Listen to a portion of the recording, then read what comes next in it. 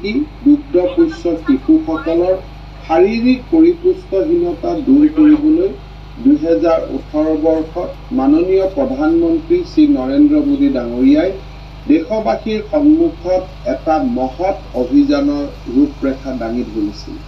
সেই অভিযানৰ নাম আছিল সুপোষিত ভাৰত। ভাৰত চৰকাৰৰ মাননীয় প্ৰধানমন্ত্ৰী মহোদয় শ্ৰীযুত নৰেন্দ্ৰ মোদী ডাঙৰীয়াৰ নেতৃত্বত আৰু অসম চৰকাৰৰ মুখ্যমন্ত্ৰী মহোদয় ডক্টৰ হিমন্ত বিশ্ব শৰ্মাৰ নেতৃত্বত তথা BTCৰ শ্ৰী প্ৰমোদ বড়োৰ নেতৃত্বত আজি আমাৰ গোটেই ভাৰতবৰ্ষতে 1 ছেপ্টেম্বৰৰ পৰা 30 তাৰিখলৈকে আমাৰ পোষণ মাহ উদযাপিত হৈ আছে। আৰু আমি আজি আমাৰ চিৰাং জিলাত আমাৰ যে পোষণ মাহ হুইলছ বাছখন ইয়াত উপস্থিত হৈছেহি আৰু আমাৰ অলপ পিছত ফ্লেগ অফ হ'ব।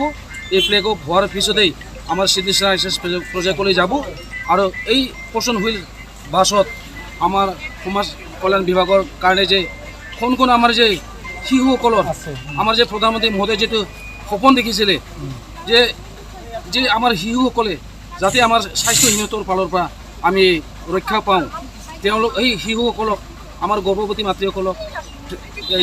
মাতৃসকলক আমাৰ প্ৰসূতি মাতৃসকলক যাতে আমি সেই স্বাস্থ্যহীনতাৰ ফালৰ পৰা ৰক্ষা কৰিব পাৰোঁ, ভাল নিউট্ৰিশ্যন দি পেলাই তেওঁলোকক সুস্থ শাৰীৰিক মানে আমি কৰিব পাৰোঁ, সেইটোৱে আমাৰ মাননীয় প্ৰধানমন্ত্ৰী মহোদয়ৰ এই যে বাস্তৱ সপোন। এই বাস্তৱ সপোনটো আমি পূৰা কৰিবৰ কাৰণে আমাৰ অঞ্চলৰ যিমানবোৰ আমাৰ শিশুসকল আছে যিবিলাক নিউট্ৰিশ্যনত ভুগি আছে তেওঁলোকক আমি ভাল খাদ্য ব্যৱস্থা নিউট্ৰিশ্যন জাতীয় খাদ্য বস্তু দি পেলাই তেওঁলোকক সুস্বাস্থ্য কৰাৰ কাৰণে আমাৰ লক্ষ্য আছে। আৰু এই আমাৰ হুইল বাছখনত আমাৰ যে কোন শিশুসকলৰ কাৰণে আমি এই যে শিশুসকল যে পুষ্টিহীনতাত ভুগিলে আমি এইটো বস্তু আমি গ্ৰোথ মনিটৰিঙৰ জৰিয়তে পাওঁ। আৰু আমাৰ ইয়াত গ্ৰোথ মনিটৰিং কৰাৰ কাৰণে ইয়াত ব্যৱস্থা কৰা আছে।